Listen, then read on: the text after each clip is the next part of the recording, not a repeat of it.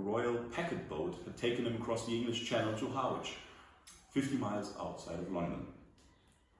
All in all, an arduous but also costly endeavour. In Westphalia they took my shoes with their prices, in Holland my coat. From Harwich to London they stripped me of my shirt so that I barely kept my skin. Late in the evening on April 17th, the traveller had finally arrived in London, then the largest city in Europe with a population of 700,000 people. A drunken coachman in a lengthy erratic ride and ugly cheering finally brought him to his destination, the British Royal Court in Kensington. For 9 weeks the pastor stayed there as a guest at the residence of the German court preacher to George II, Friedrich Michael Ziegenhagen. Ziegenhagen had prepared him for the New World with intensive English lessons and some theology. At the end of June, the pastor had bid farewell to him and had embarked from Gravesend on an overcrowded packet ship that had taken on a few dozen passengers along with its cargo. It was commanded by a grumpy Scotsman. The voyage across the Atlantic lasted exactly 100 days. An unusually long period due to the whims of the winds and the ocean currents. The usual perils of sea travel at the time were included.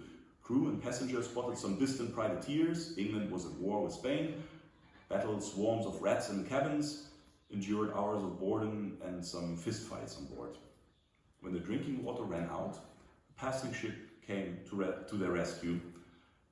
At the Tropic of Cancer, the crew, simply for its own amusement, had tied up several passengers with ropes and submerged them completely into the ocean. It was a grim seaman's tradition. The pastor luckily had been able to buy his way out of the spectacle together with a family of religious refugees from Salzburg. Finally, in October, the ship reached the port of Charlestown and the lucky passengers had achieved what 1 in 10 transatlantic travelers of that time would not. They had survived the crossing.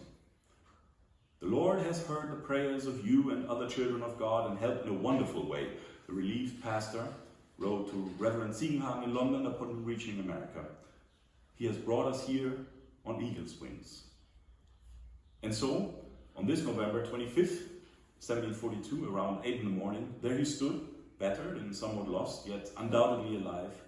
The mighty great Delaware River spread behind him, the bustling city of Philadelphia lying ahead. It was the first day of his Christian mission, and here he was, Heinrich Melchior Mühlenberg, fresh off the boat.